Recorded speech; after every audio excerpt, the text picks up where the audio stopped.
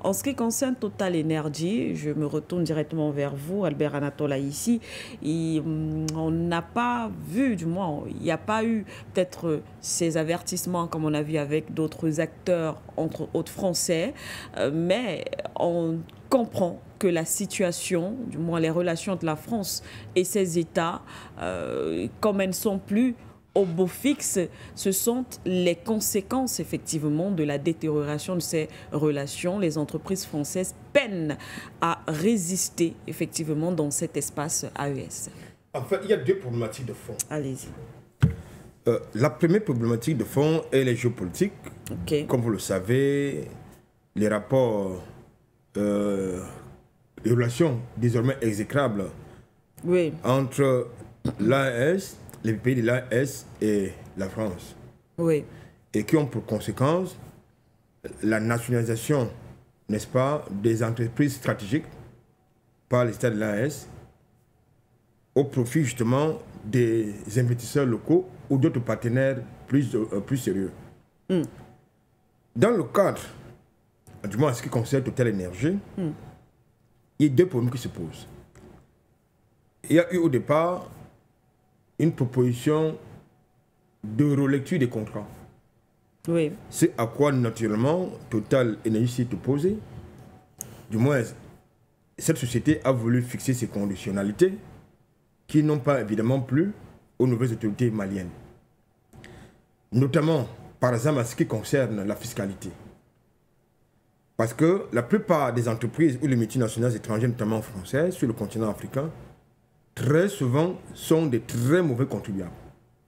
C'est-à-dire, en plus de bénéficier d'allègements, d'allègements fiscalo-douaniers, oui. Mais ces sociétés préfèrent aller payer leurs impôts en France plutôt que dans les pays où ils mènent leurs activités. Ça a été le cas avec Orano au Niger, ça a été le cas avec d'autres sociétés du côté du Burkina Faso. Je crois qu'en son temps, le président du Faso a dénoncé cette fameuse convention fiscale qui liait, c'est pas un simple local, qui liait le Burkina Faso à la France. Donc il y a donc cette convention fiscale qui a également été dénoncée par les autorités maliennes. Oui. Parce que justement, lorsqu'on fait ces autorités, notamment les autorités d'administration fiscale, se sont engagées dans un redressement fiscal, il a été impossible, pratiquement impossible pour cette société-là de pouvoir payer la note. Ok. Voilà, il y a donc cette problématique, c'est-à-dire la première problématique, elle est d'ordre fiscal. C'est-à-dire que ces sociétés ne payent presque jamais, n'est-ce pas, les impôts, tel que cela se doit, tel que c'est prévu. Ils cherchent toujours, n'est-ce pas, des voies de contournement. C'est une réalité que nous vivons, par exemple, dans le contexte camerounais.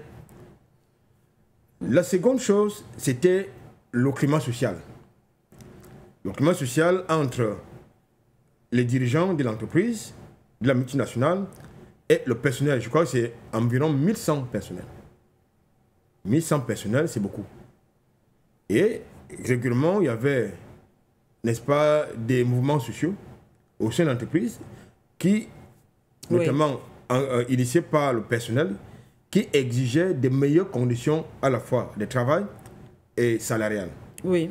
Ces deux, n'est-ce pas, problématiques ont certainement contraint, n'est-ce pas, Total, le top management à vendre, à céder, n'est-ce pas, ses actifs, n'est-ce pas, à une entreprise de droit malien.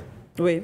Et qui désormais va traiter avec la société Benin Petro, je crois, qui elle également va traiter, parce que Benin Petro c'est une succursale, c'est une filiale de la société suisse Neutro. Ok. Benin Petro c'est une filiale de la société suisse Neutro. Okay. Et là, ça nous pose un problème. Pourquoi? Parce qu'il y a toujours la Suisse. Il y a un étranger. Il y a un étranger dedans. Oui.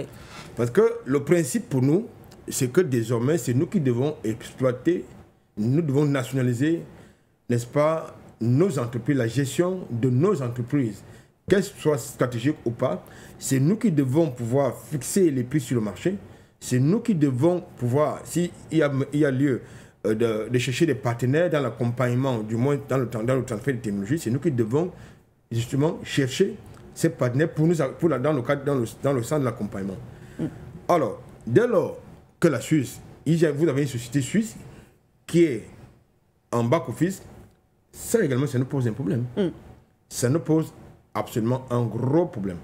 Ce qui est important en tout cas ici, ce sont les actes posés. Les actes posés dans le sens de la dynamique de rupture qui est, comme vous le savez, irréversible. Nous le demandons à chaque fois que ce n'est pas tout à fait normal que vous avez une société qui a l'exclusivité de la gestion d'un secteur stratégique tel que le pétrole, en amont comme en aval, c'est-à-dire de l'exploration, exploitation à la distribution, commercialisation. C'est une activité inacceptable, ça ne peut pas exister ailleurs. Et c'est une situation, et je crois que cette société avait pas moins de 80 stations-service, c'est-à-dire en aval. Et ça, c'est inacceptable. C'est une réalité que nous observons dans le contexte camerounais, parce que lorsque vous laissez, lorsque vous donnez l'exclusivité de la gestion d'une société ou bien d'un secteur stratégique à une multinationale étrangère, je peux vous dire que il peut vous créer une guerre. Il peut vous créer une guerre. Rappelez-vous, dans le contexte camerounais, les Camerounais ont été confrontés à une pénurie de produits pétroliers. Pourquoi? Parce que vous avez un opérateur dominant dans le secteur qui a créé en aval, je veux dire en amont, qui a créé en amont des spéculations. Et ça a eu, n'est-ce pas, des conséquences dans la chaîne de distribution. Heureusement, dans le contexte camerounais, il y a plusieurs marketeurs, il y a plusieurs distributeurs qui peuvent, n'est-ce pas, désormais équilibrer la concurrence, je veux dire. Or, dans le contexte de la plupart des pays du Sahel, notamment le Mali, le Burkina Faso, le Niger, oui. Vous avez certaines sociétés, notamment sur la bannière bleu, blanc, rouge, qui avaient l'exclusivité. Ça veut donc dire tout simplement que ces gars-là, s'ils veulent vous créer un mouvement social, n'est-ce pas, un mouvement social, c'est-à-dire une crise sociale, des mécontentements généralisés, eh bien, il suffit seulement de fermer la vanne et puis c'est bon. Comme on a vu d'ailleurs dans certains pays. On en a vu. On est passé à côté de ça, du côté du Cameroun. Il y a quelques l'année dernière. 2024, oui, quand même. L'année dernière, oui. Justement, parce qu'il y a eu des spéculations. En Centrafrique. Et ça a été le cas. On est passé à côté de ça du côté du Sénégal. Ok. On est passé à côté de ça du côté du Nigeria, voisin, où justement, on a mis en avant. Justement, le renchérissement du coût des produits pétroliers, notamment à la pompe. Eh bien, ça vous crée une révolution de couleur, et avec tous les désagréments que cela peut impliquer. Donc, nous pensons que, une fois de plus, c'est une grande victoire. Ça veut dire qu'ils sont cohérents. Les révolutionnaires du Mali sont cohérents. Les révolutionnaires du Burkina Faso et du Niger sont cohérents. Vous savez que désormais, que entre Orano et l'État nigérien, oui. Eh bien, oui. Le divorce est acté. Du côté du Burkina Faso, c'est la même chose. Là, c'est la même chose. Oui. Il faut donc justement nationaliser l'exploitation de nos matières premières, la gestion de nos sociétés stratégiques. Dans le contexte camerounais, par exemple, il est inacceptable qu'on puisse confier. Vous avez cette société-là qui est en amont et en aval de la chaîne n'est-ce pas, d'exploitation, avait un poste à la société camerounaise des dépôts pétroliers, qui est également une société de souveraineté, ce qui est inacceptable. C'est-à-dire, en plus, vous avez des filiales telles que Perenco. Oui. Voilà, sans publicité, bien sûr. Donc, c'est inacceptable. C'est-à-dire, vous avez l'exploration, parce qu'ils sont payés rubis sur ongle pour ces activités. Exploration, exploitation, distribution, commercialisation, ça veut dire qu'il y a une concurrence déloyale. C'est-à-dire leurs activités devraient se confiner soit en amont, c'est-à-dire l'exploration, l'exploitation, et laisser la distribution aux autres acteurs. Que non, ils font de la concurrence déloyale parce qu'ils pensent qu'ils sont en terrain conquis. La concurrence déloyale, voilà, on espère en tout cas que il est possible, M. Aïssi, que justement cette décision soit également prise dans les autres États, bien sûr, de l'AES.